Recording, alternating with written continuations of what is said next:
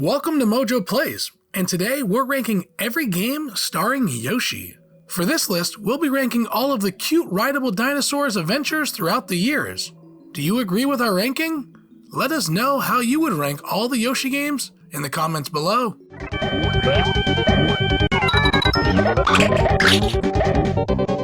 Before we continue, be sure to subscribe to our channel and ring the bell to be notified about our latest videos.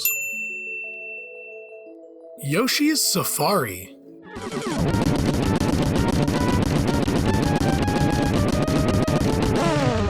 In 1992, Nintendo released a follow-up to the NES Zapper Gun with the Super Scope.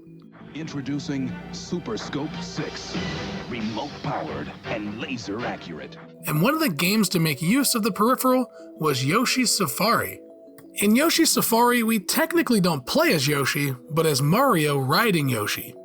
With the Super Scope, players make their way through 12 unique levels set in Jewelry Land. The story doesn't stray far from classic Mario games. Bowser kidnaps King Fret and Prince Pine, and it's up to the duo to save them. While Yoshi's Safari may not be the first game that comes to mind when you think of Yoshi games, it was early on in Yoshi's career of starring in his own games.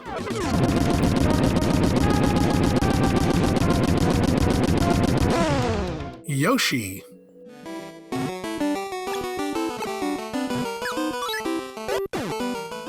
The first game starring the adorable green dinosaur, Yoshi was released on both the NES and the Game Boy, and is a falling block puzzle game. Each piece represents an iconic Mario baddie. Simply swap rows of the baddies to create matches. Similar to other puzzle games like Tetris, you can't let your rows get too high or you'll lose. Yoshi shells will fall and can be used to take out a whole row of enemies, and when the eggs are connected, a Yoshi will hatch. The higher your score, the faster baddies will fall, and the game can get quite difficult. Yoshi's Cookie. Released on NES, Game Boy, and SNES, with the SNES having one more gameplay mode, Yoshi's Cookie is another puzzle game, but instead of falling blocks, it's a tile matching game. All versions have action mode, which has players complete levels which get harder as you progress, and a versus mode that lets players go head to head. The SNES version has an additional versus mode that would let you go head to head with a computer player, and puzzle mode with predefined puzzles that players must clear with a set number of moves.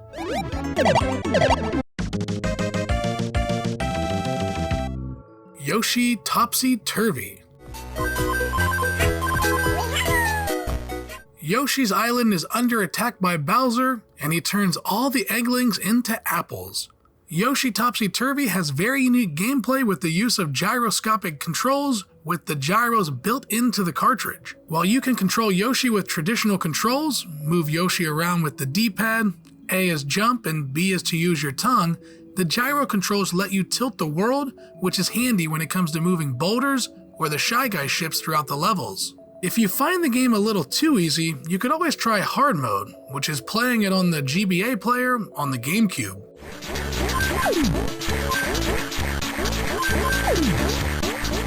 Yoshi's New Island.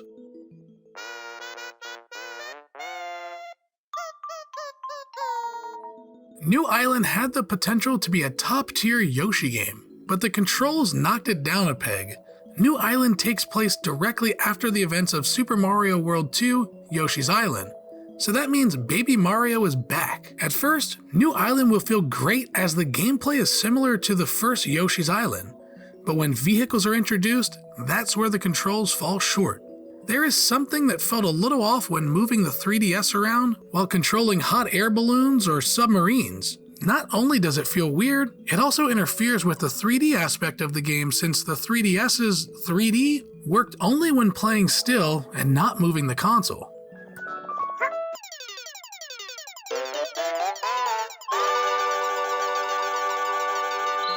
Yoshi Touch and Go.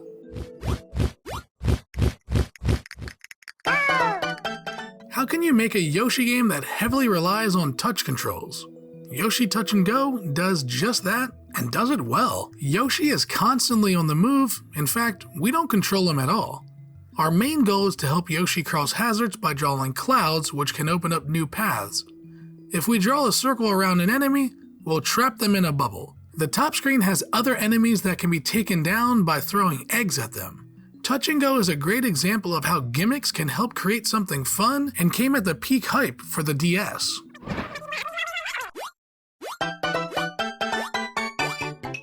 Yoshi's Story.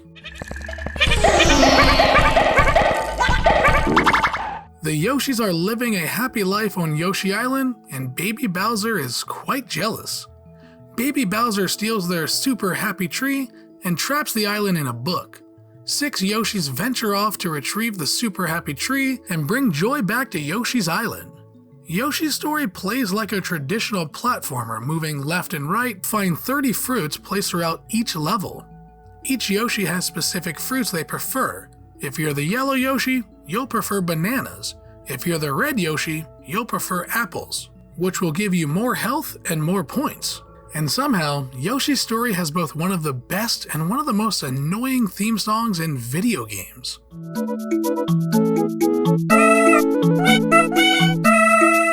Yoshi's Woolly World.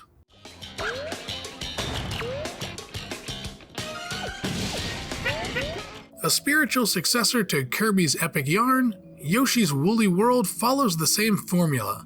Have a cute Nintendo character, and make them even cuter by turning them into a yarn version of themselves. Another traditional platformer full of charm, everything in the world is created with yarn or wool, which for some reason has the already cute world of Yoshi games and cranks it up to 100. Woolly World, while easy, is still a great game to at least play through once, mainly due to the detail in all the characters. Woolly World also has pretty cool amiibo support. Each amiibo will unlock other versions of Yoshi.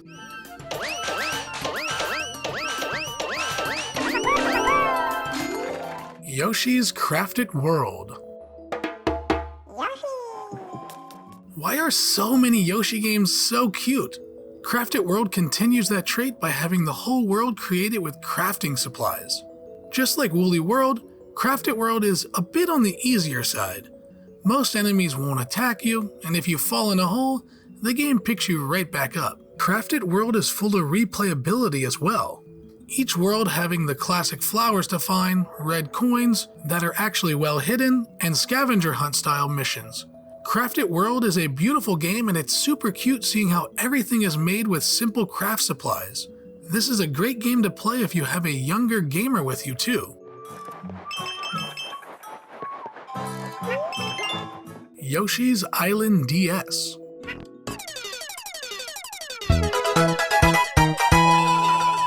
Yoshi's Island DS takes everything from the original Super Mario World 2 Yoshi's Island game and doubles down on it. The game is a classic platformer, and although it's on the DS, it doesn't use the touchscreen for moment-to-moment gameplay.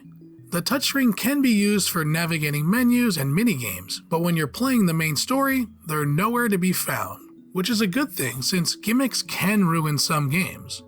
If you weren't a fan of Mario's crying in the original game, be warned, there are even more crying babies in the game with the addition of Baby Peach, Baby Donkey Kong, and Baby Wario, who probably has a smelly diaper. Each baby will change the gameplay.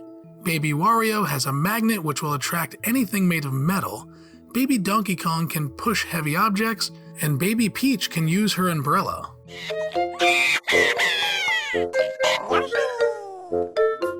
Super Mario World 2, Yoshi's Island.